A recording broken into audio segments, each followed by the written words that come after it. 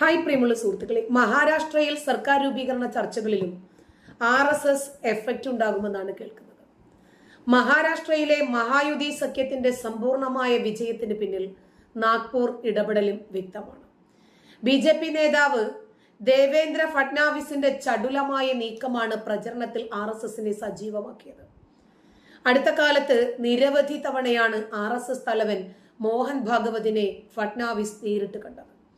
ഈ കൂടിക്കാഴ്ചകളാണ് വിജയത്തിൽ നിർണായകമായത്. മോദി പ്രഭാവത്തിനൊപ്പം ഹൈന്ദവ വോട്ട് ഏകീകരണത്തിൽ ശ്രദ്ധിക്കണമെന്ന ഉപദേശം ഫഡ്നാവിസിന് നാഗ്പൂർ നൽകി. ഇത് വിജയമന്ത്രമാകുകയും ചെയ്തു. നിലവിലെ സാഹചര്യത്തിൽ ഫഡ്നാവിസ് മുഖ്യമന്ത്രിയാകട്ടെ എന്നതാണ് RSS നിലപാടെന്നാണ് പുറത്തുവരുന്ന സൂചനകൾ. ഫഡ്നാവിസും RSSും തമ്മിൽ അത്ര നല്ല ബന്ധത്തിലായിരുന്നില്ല. RSSന് ഏറെ താല്പര്യമുള്ള ഉദ്ധവ് താക്കറെയുടെ ശിവസേനയെ BJP മുന്നണിയിൽ നിന്ന് അകറ്റിയത് ഫഡ്നാവിസ് ആയിരുന്നു എന്നാണ് RSS തുടക്കത്തിൽ തന്നെ വിലയിരുത്തപ്പെട്ടത്. ഫഡ്നാവിസിന്റെ ഏകപക്ഷീയമായ നിലപാടുകളിലും എതിർപ്പുകൾ വന്നു. കേന്ദ്രമന്ത്രി നിതിൻ ഗഡ്കരിയെ ഫഡ്നാവിസ് അവഗണിക്കുന്നതും അംഗീകരിച്ചിരുന്നില്ല. പാർട്ടിക്കകത്തെ വ്യക്തികൾ തമ്മിലുള്ള ചെറിയ ചെറിയ വൈരങ്ങൾ, ചെറിയ ചെറിയ തർക്കങ്ങൾ, ചില സൗന്ദര്യ പിണക്കങ്ങൾ ഇത് പാർട്ടിയുടെ അടിത്തറയെ തന്നെ ഇളക്കി മറിക്കുന്നതാണ്. ഇതൊക്കെ RSSനെ ചൊടിപ്പിച്ചിട്ടുമുണ്ട്. ലോക്സഭാ തെരഞ്ഞെടുപ്പിൽ BJPക്ക് അത് തിരിച്ചടിയായി മാറി. ഇതോടെ ഫഡ്നാവിസ് തിരുത്തലുകൾക്ക് ഇറങ്ങിത്തിരിച്ചു. നാഗ്പൂരിലെ RSS ആസ്ഥാനത്തേക്ക് നിരന്തരം എത്തി. മഹായുതി സഖ്യ ചർച്ചകളില് കരുതലോടുകൂടി മുന്നോട്ട് പോയി. വിവാദങ്ങളിൽ നിന്നും പരമാവധി അകന്നു നിന്നു. ഒരു ഘട്ടത്തിൽ ഉപമുഖ്യമന്ത്രി പദം ഒഴിയാമെന്ന് വരെ അറിയിച്ചു. അതോടെ RSS നയം മാറ്റിപ്പിടിച്ചു. ഫഡ്നാവിസിനെ കൂടുതൽ അടുപ്പിച്ചു. ഫഡ്നാവിസിനെ മുൻനിർത്തി കളം പിടിച്ചു. അതുകൊണ്ട് തന്നെ മഹാരാഷ്ട്രയുടെ ഭാവി മുഖ്യമന്ത്രിയായി ഫഡ്നാവിസ് എത്തുമെന്നാണ് വിലയിരുത്തൽ. BJPക്ക് ഒറ്റയ്ക്ക് ഭൂരിപക്ഷം ഇല്ലെങ്കിലും വമ്പൻ വിജയമാണ് BJP നേടിയത്. 148 സീറ്റിൽ മത്സരിച്ച BJP 132 സീറ്റുകളിലാണ് ജയിച്ചത്. 288 അംഗ നിയമസഭയിൽ ഒറ്റയ്ക്ക് ഭരിക്കാൻ വേണ്ടത് 145 സീറ്റായിരുന്നു. ഇവർ 148 നേടി. അതായത് ഒറ്റയ്ക്ക് അധികാരം പിടിക്കണമെന്ന ആഗ്രഹം സീറ്റ് വിഭജനത്തിൽ BJP പ്രകടിപ്പിച്ചിരുന്നില്ല. അതുകൊണ്ട് മുന്നണിക്കുള്ളിൽ എല്ലാ പാർട്ടികൾക്കും പ്രതീക്ഷയും വന്നു. മുഖ്യമന്ത്രി കസേര ലക്ഷ്യമിട്ട് ശക്തി കേന്ദ്രങ്ങളിൽ മുഖ്യമന്ത്രിയായിരുന്ന ഷിൻഡെയുടെ ശിവസേനയും അജിത് പവാറിന്റെ NCPയും പോരാട്ടം നയിച്ചു. അത് സഖ്യത്തിന്റെ വലിയ രൂപത്തിലുള്ള വിജയത്തിലേക്കും കാര്യങ്ങൾ എത്തിച്ചു. ഒത്തുപിടിച്ചാൽ മലയും പോരും എന്നതുപോലെ. പക്ഷേ 132 സീറ്റുള്ള BJPയെ മുഖ്യമന്ത്രി കസേരയിൽ നിന്നും ഇവർ അകറ്റാൻ ശ്രമിക്കുമോ എന്നതാണ് ഇപ്പോൾ ഉയരുന്ന ചോദ്യം. അങ്ങനെ വന്നാൽ അതിനുള്ള മറുമരുന്നും BJPക്ക് മുന്നിലുണ്ട്. മഹായുതി സഖ്യം ശക്തമായപ്പോൾ മഹാവികാസ് അഘാഡി തകർന്നു. ഈ സാഹചര്യത്തിൽ മഹായുതി സഖ്യത്തിൽ ചർച്ചകൾ പുരോഗമിക്കുമ്പോൾ മുഖ്യമന്ത്രി സ്ഥാനത്തിന്റെ കാര്യത്തിൽ ചില വിട്ടുവീഴ്ചയൊക്കെ ചെയ്യുമോ, ചെയ്യരുത് എന്നാണ് RSS നേതൃത്വം BJPയോട് നിർദ്ദേശിച്ചതായിട്ട് പറയുന്നത്.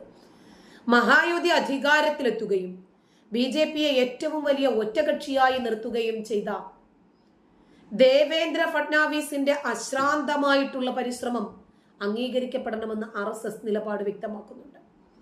ഫഡ്നാവിസ് സംസ്ഥാനത്ത് മുഴുവനും വിപുലമായ പ്രചാരണം നടത്തിയിരുന്നു. 64 റാലികളാണ് അദ്ദേഹം പങ്കെടുത്തത്. അതോടെ മുഖ്യമന്ത്രി സ്ഥാനം BJP ഏറ്റെടുക്കുമെന്ന അഭ്യൂഹം ശക്തമായി. ഏകനാഥ് ഷിൻഡെ വീണ്ടും മുഖ്യമന്ത്രിയാകാൻ സാധ്യതയില്ല എന്നും വരും. നിലവിൽ 2 ഉപമുഖ്യമന്ത്രിമാരാണ് സംസ്ഥാനത്തുള്ളത്. ഇത് തുടരണോ എന്ന കാര്യത്തിൽ ഇന്ന് തീരുമാനമുണ്ടാകും. ഘടകകക്ഷികളായ ശിവസേന, ഷിൻഡെ വിഭാഗം, NCP, അജിത് പവാർ വിഭാഗം എന്നിവർക്ക് നൽകേണ്ടുന്ന മന്ത്രിസ്ഥാനങ്ങളിലും തീരുമാനമെടുക്കണം. ഘടകകക്ഷികളെയും അതുപോലെ അവരുടെ യോഗം മറ്റന്നാൾ പുതിയ സർക്കാർ സത്യപ്രതിജ്ഞ ചെയ്യുമെന്നൊക്കെ സൂചനയുണ്ട്. യോഗങ്ങളൊക്കെ കെങ്കേമമായിട്ട് മുന്നോട്ട് പോകുമ്പോൾ ഒറ്റയ്ക്ക് കേവല ഭൂരിപക്ഷത്തിന് 13 സീറ്റുകൾ കുറവുള്ള BJP മഹാരാഷ്ട്രയിൽ എക്കാലത്തെയും മികച്ച പ്രകടനമാണ് കാഴ്ചവെച്ചത്. സംസ്ഥാനത്തിന്റെ അടുത്ത മുഖ്യമന്ത്രിയായി ഫഡ്നാവിസിനെ പ്രഖ്യാപിക്കുമെന്നാണ് പ്രതീക്ഷിക്കപ്പെടുന്നത്. ഫഡ്നാവിസുമായി നല്ല അടുപ്പം പങ്കിടുന്ന അജിത് പവാറും ഏകനാഥ് ഷിൻഡെയും മുഖ്യമന്ത്രിയാകുമെന്ന് വൃത്തങ്ങൾ പറയുന്നുണ്ട്. ഇതിന് ഒരാളെങ്കിലും എതിർപ്പ് പ്രകടിപ്പിച്ചാൽ പ്രശ്നമൊന്നുമില്ല, മറ്റേ പാർട്ടിയുടെ പിന്തുണയിൽ അധികാരത്തിൽ തുടരാം. അതിന് കഴിഞ്ഞിട്ടില്ലെങ്കിൽ ശിവസേന ഉദ്ധവ് താക്കറെ പക്ഷത്തെ BJPയിൽ എത്തിക്കണം എന്നാണ് RSSന്റെ നിലപാട്. BJPയുടെ ഹിന്ദുത്വ രാഷ്ട്രീയവുമായി ഏറെ അടുത്തു പോകുന്ന പാർട്ടിയാണ് ശിവസേന. ബാൽ താക്കറെ BJPയുടെ വളർച്ചയിൽ നിർണായകമായ പങ്കുവഹിച്ച സഖ്യ നേതാവായിരുന്നു. താക്കറെയുടെ മകൻ BJPക്കൊപ്പം വേണമെന്നതാണ് RSSന്റെ ആഗ്രഹം. അതിനുള്ള സാഹചര്യം സൃഷ്ടിക്കാൻ ഫട്നാവിസ് നിർദ്ദേശം നൽകിയിട്ടുണ്ട്. മാറിയ സാഹചര്യത്തിൽ BJPക്ക് വിശ്വസിക്കാവുന്ന സഖ്യകക്ഷിയായി ബാൽ താക്കറെയും പാർട്ടി മാറുമെന്ന് വിലയിരുത്തപ്പെടുന്നുണ്ട്. ലോക്സഭയിലെ മഹായുതി സഖ്യത്തിന്റെ മോശം പ്രകടനത്തെ തുടർന്ന് ഫട്നാവിസിനെ ഡൽഹിയിലേക്ക് മാറ്റുമെന്ന് റിപ്പോർട്ടുകൾ ഉണ്ടായിരുന്നു. നിയമസഭാ തെരഞ്ഞെടുപ്പിൽ അദ്ദേഹത്തെ പാർട്ടിയുടെ മുഖമായി ഉയർത്തിക്കാട്ടുന്നതിന് പകരം കൂട്ടായ നേതൃത്വത്തെ അവതരിപ്പിക്കാനുള്ള നീക്കവും നടന്നു. ഇതെല്ലാം RSSന്റെ തന്ത്രത്തിന്റെ ഭാഗമായിരുന്നു. എന്നാൽ RSS മനസ്സ് തിരിച്ചറിഞ്ഞത് ഫട്നാവിസാണ്. എല്ലാ പ്രശ്നവും പറഞ്ഞും പരിഹരിച്ചും മുന്നോട്ട് പോയി. അതുകൊണ്ട് തന്നെ ഉദ്ധവിന്റെ ശിവസേന BJP മുന്നണിയിൽ എത്തിക്കുന്ന ദൗത്യവും ഫട്നാവിസ് ഏറ്റെടുക്കുമെന്ന് സൂചനകളുണ്ട്. ഇതിനെല്ലാത്തിനും പിന്നിൽ പ്രധാനപ്പെട്ട ചില വിഷയം ഒളിഞ്ഞിരിപ്പുണ്ട്. ലോക്സഭയില് ശിവസേന ഉദ്ധവ് താക്കറെ പക്ഷത്തിന് 9 MP-മാരാണുള്ളത്. ഇവരുടെ പിന്തുണയും മോദി സർക്കാരിന്റെ കരുത്തു കൂട്ടും. എന്താണ് വഖഫ് ബില്ല്? അതടക്കമുള്ള 15ഓളം ബില്ലുകൾ ഇപ്പൊ വെച്ചിട്ടുണ്ടല്ലോ ശീത സമ്മേളനത്തില്. ഏറ്റവും പ്രധാനപ്പെട്ടത് വഖഫ് ബില്ലാണ്. ഇതില് ഉദ്ധവിന്റെ നിലപാട് BJPക്കൊപ്പമാകണം.